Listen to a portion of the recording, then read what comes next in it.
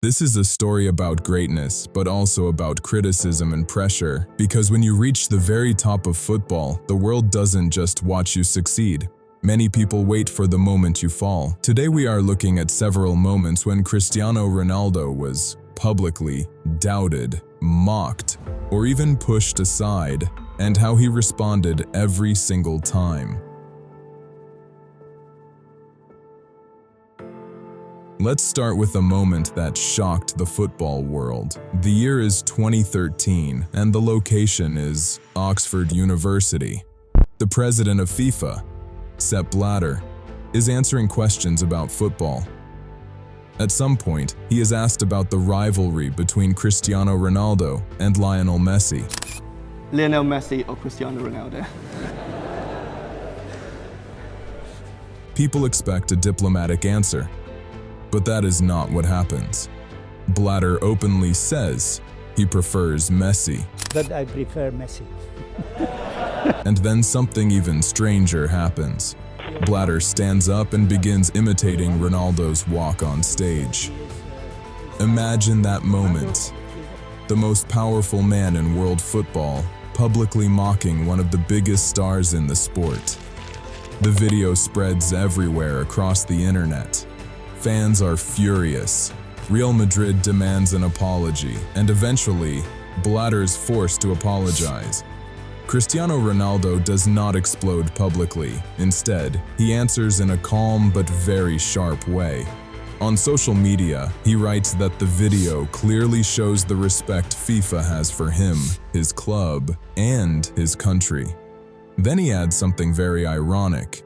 He says he wishes Mr. Blatter good health and a long life, so he can continue watching the success of his favorite players.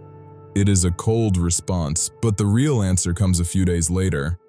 On the pitch, just days after the controversy, Real Madrid plays Sevilla in La Liga. Ronaldo scores a hat-trick in a spectacular 7-3 victory, and during the celebration of one of his goals, he performs a military-style salute.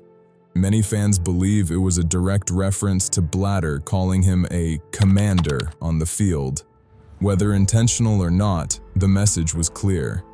Ronaldo preferred to answer with football, but the pressure around him never disappeared. Years later, another storm arrived.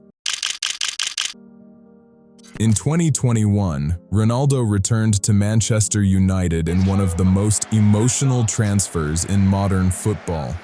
Fans celebrated around the world. It looked like the perfect comeback story, but football rarely follows perfect scripts. The team struggled, and by 2022, a new manager, Erik Ten Hag, arrived with a different vision. Ronaldo was now 37 years old, and his role in the team became smaller. Tension began to grow quietly behind the scenes.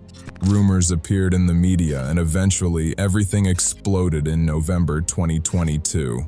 Ronaldo gave a long interview to journalist Piers Morgan where he said he felt betrayed by the club and criticized the direction of Manchester United. They're trying to force you out. Yes, not only the coach, but the other 2 or 3 guys there around the club.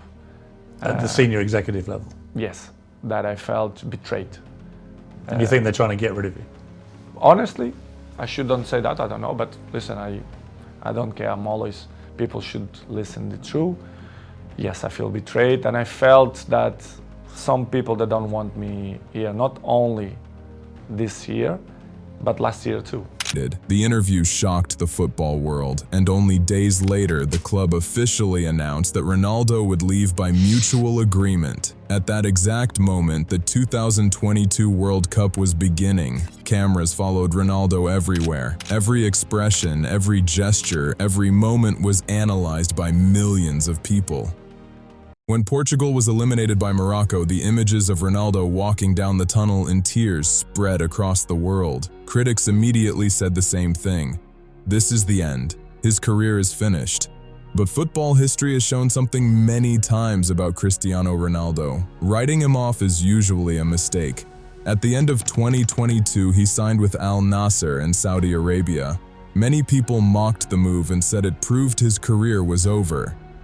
Instead, something unexpected happened. Ronaldo's arrival suddenly brought global attention to the Saudi League. Stadiums filled with fans, television audiences increased dramatically, and soon, other famous players also moved to the region. And this is why Ronaldo's story is so fascinating. Throughout his career, the narrative around him constantly changed. Sometimes he was the hero, sometimes the villain, sometimes the aging superstar people believed was finished. But one thing stayed exactly the same. Every time people doubted him, he answered in the only place that truly matters in football, on the pitch.